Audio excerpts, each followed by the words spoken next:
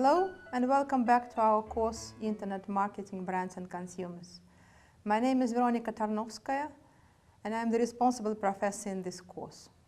Our topic for today is branding on the Internet, and we are going to address this topic from the theoretical perspective, using several articles from our course literature. The key question that we are trying to answer today is how relevant is the traditional thinking about brands for the phenomena of digital branding. Today, the topic of our lecture is branding on the Internet. We will take the theoretical perspective of the Internet branding phenomenon and use some articles from the course literature to support these approaches. The key learning objectives are to define brands and branding, revise the major postulates of traditional brand management, and after that, question the relevance of the traditional thinking for the Web 2.0 environment. We will also briefly mention some recent consumer trends that have influenced our general attitude to brands. At the end, we will try to make sense of the online branding by outlining 3 different approaches from the course literature. The specific references to the course literature will appear on some slides in order to provide you with key points from these articles. I will start from providing the definition of a brand by American Marketing Association. Many of you are familiar with this definition, since it is broadly used in the mainstream marketing and branding literature. The second definition by Leslie de Chernatony and Malcolm McDonald also belongs to the mainstream branding paradigm. There is a reason why I am using this particular definition. First, it clearly distinguishes a brand as such from branding process. As follows, it is important to distinguish a brand as an identifiable product or service from the way it is communicated and perceived. Very often, brand and branding are used interchangeably, and such concepts as brand promise, brand relationship, brand associations, brand cultures are used as similar to brands. However, those are the derivatives from what the brand is, an identifiable product or service, and belong to communication sphere or the perception sphere. In this way, we can talk about branding as perception or impression management. But the brand is just a symbol that anchors these impressions to the product or service the company has designed to satisfy a particular customer need. We can now look at the major postulates of the traditional brand management that you all are most familiar with. It is important to refresh those in order to see which of them hold and which do not hold anymore. Brands are broadly considered the key assets of the company, which generate long-term equity in the form of consumer awareness, understanding, interest, trust, trial, and finally loyalty. The importance of brands as companies' key assets is recognized by both academics and practitioners. Brands are supposed to have a clear and strong identity, which is their answer to the question, who I am and what do I stand for? Managers are advised to infuse their brands with clear and unique identities, and this is considered vital for the brand's long-term success. Without a clear identity, a brand is like a ship without a rudder. Brand identity needs to be communicated effectively and consistently with its promise to customers, and this process is executed and controlled by managers. Consumers are viewed as rather passive receivers of brand messages, and the goal of managers is to influence consumer perceptions in a way that is most favorable for the brand, which is a creation of consumer loyalty to the brand. The question is, how relevant is this way of thinking? In other words, the mainstream brand management way of thinking to brands that are active in the Web 2.0 environment. In order to answer this question, we will first take a brief look at the major consumer trends, which constitute the new context for both offline and online brands. Among these trends is the increasing surge of personal expression and individualization that is empowered by the internet, which is mainly seen in a way consumers express themselves through products and brands they buy. Another powerful trend is the increasing concern for personal health and wellness. Consumers across different economic groups pay more and more attention to the food they put in their bodies and the product they put on their bodies. This trend is empowered by their increasing concern about the environment. For example, via consumer interest in recycling and environmentally friendly packages. Although consumers are not willing to pay any price for environmentally friendly products, they expect more products to follow this path. Being green has become a hygiene factor in some categories, for example, the energy-saving lamps and hybrid cars. Consumers also want to feel good about their possessions. They want peace of mind, knowing that any pleasure they derive from owning a product doesn't come at the expense of the people who made it. These trends have evolved into two different standpoints towards brands. On one hand, we experience growing anti-branding sentiments as brands are accused of many misdeeds. On the other hand, there is an increased engagement in brands. The anti-branding sentiments are seen in the growth of anti-branding sites that ridicule the most recognized and powerful brands. One example, Walmart, has been subject to criticism by various groups and individuals.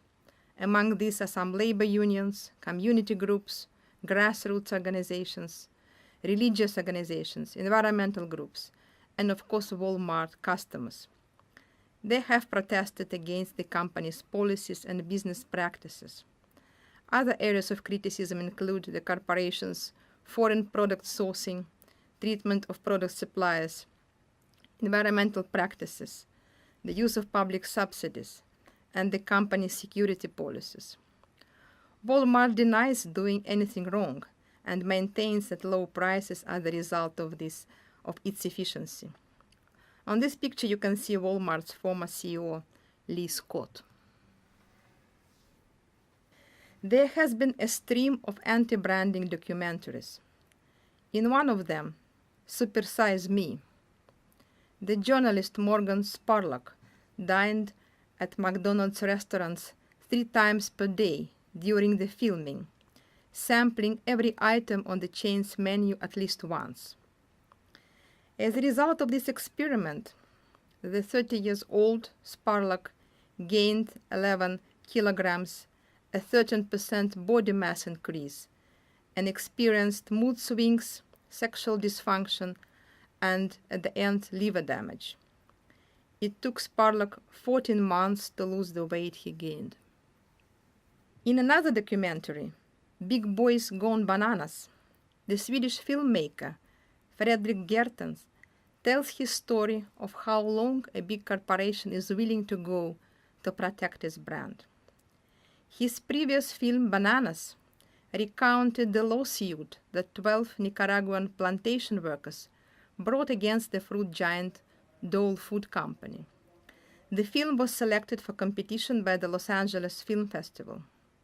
But then Gertten gets a strange message. The festival removes Bananas from competition. Then a critical article appears in Los Angeles Business Journal about the film, and Gertten subsequently receives a letter from Dole's attorney threatening him with legal action. What follows is an unparalleled thriller that Gertten captured entirely, from Dole attacking the producers with a threat of lawsuit and bullying scare tactics, to media control and PR spin. On the other hand, as we have mentioned earlier, consumers are getting more and more engaged in brands, sometimes on a deeply personal level. One example is the episode of Gap rebranding. The Gap rebranding attempt was approximately 1 week long, starting on October 6, 2010, when the company silently published its new logo on the left on its website, and ending on October 12, when Gap announced the return to the old one on the right. As unremarkable as it sounds, the logo operation involved an astonishing spectrum of feelings by the internet community.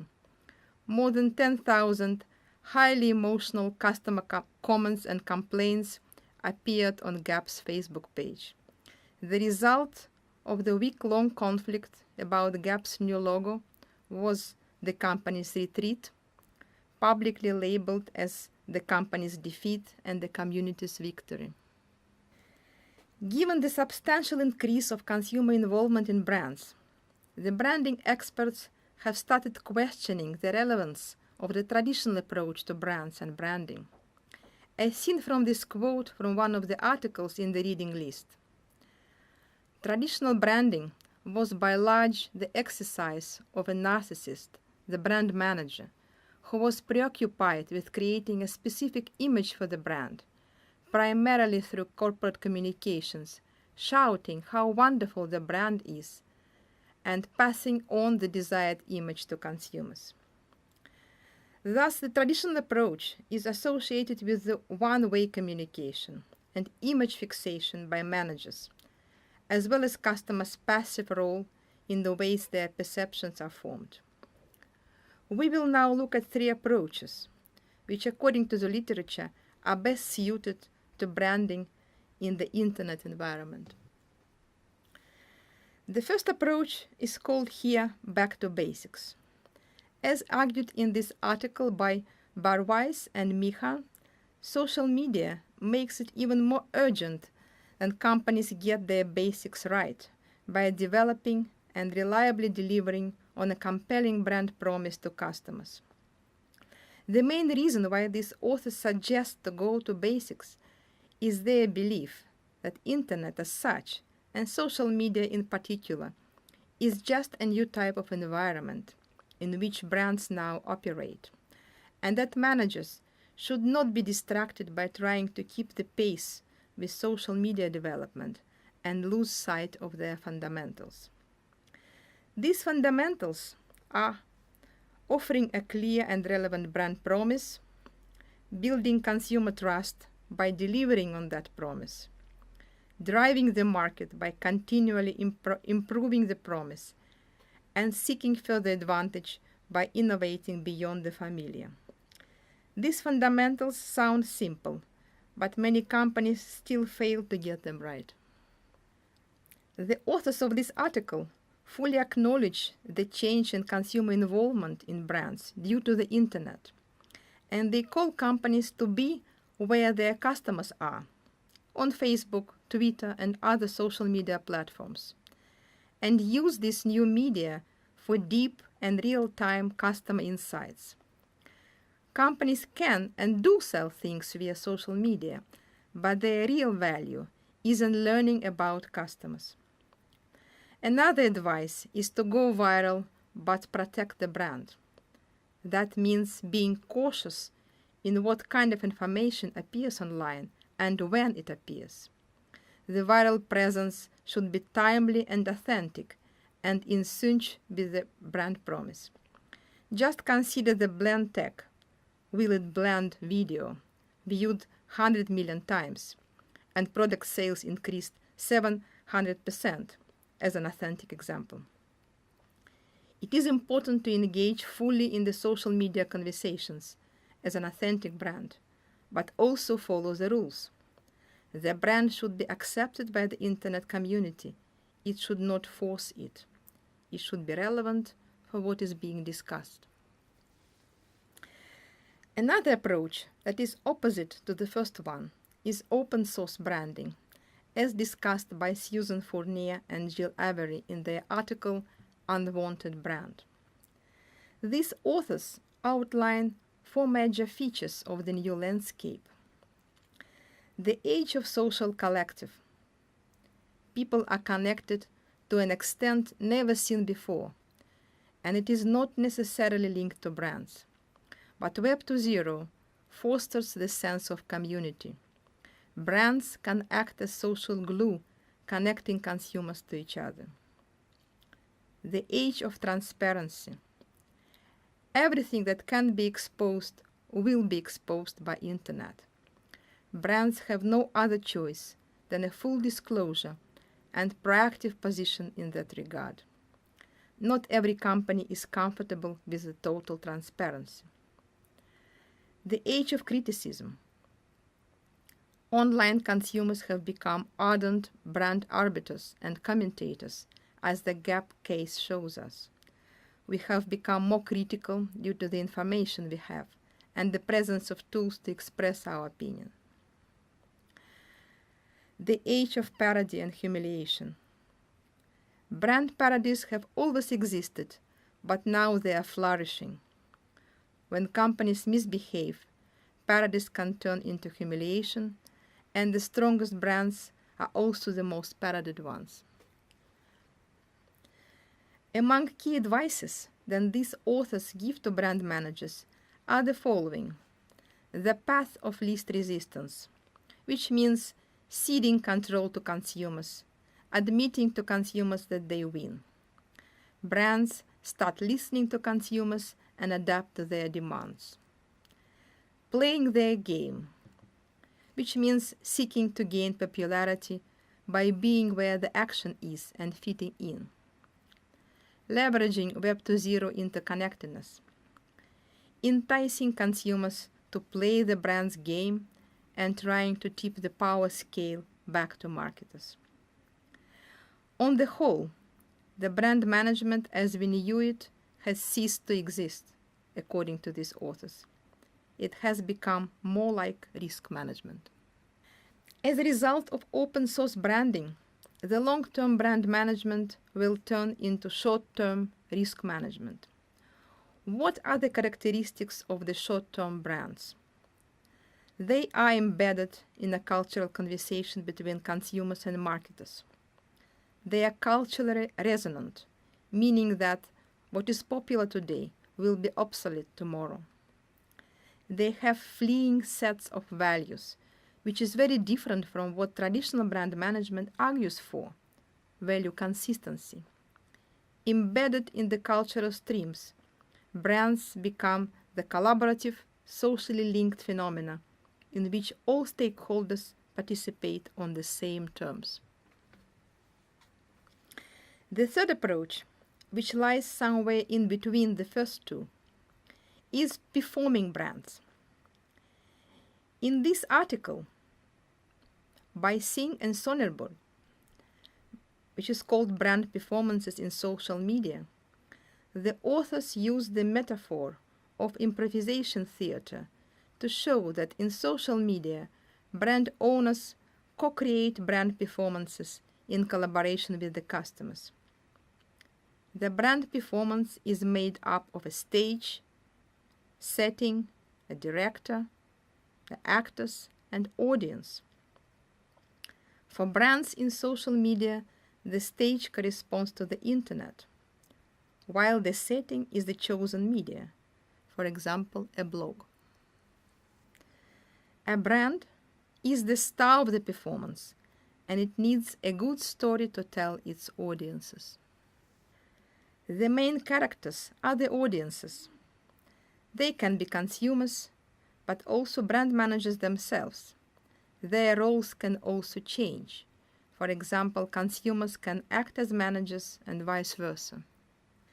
The role of brand manager is to come up with the basic script and interrelated stories. The script provides the guidelines to the storyline and sets up the implied purpose of the story, but also moves the audience into co-creating the performance. The role of manager is to create attention through some conflict, paradox, or twist that dramatically upsets the balance of ideas, providing the motive for participants to participate in the brand narrative. The manager will also have to navigate the story so that it doesn't develop in a completely wrong direction. Finally, due to many ways in which the participants can react to the intended story and what they add to it, the outcome becomes quite unpredictable. This is why the process becomes more important than the result. This change of focus gives the manager the necessary flexibility to adapt the course of action and respond to the participants' input. This is the way managers can cope with the new environment. They can and should take responsibility for the basic parameters, such as script and tension.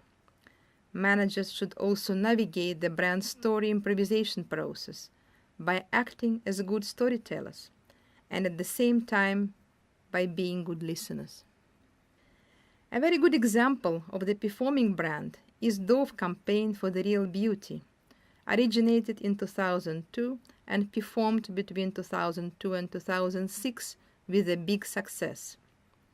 You can read about this case in the article Brand Performances in Social Media, as well as Google Dove Real Beauty campaign and watch the multiple videos on the YouTube. Among these videos are a few made by the company and many thousands made by consumers who actively participated in the campaign, both as supporters but also as critics. And the final question to you, after listening to this video and reading the articles: which of these three approaches will you be willing to take for your blog brand, and why? Please formulate clear arguments for the approach you have decided to take and explain why you think your approach will work.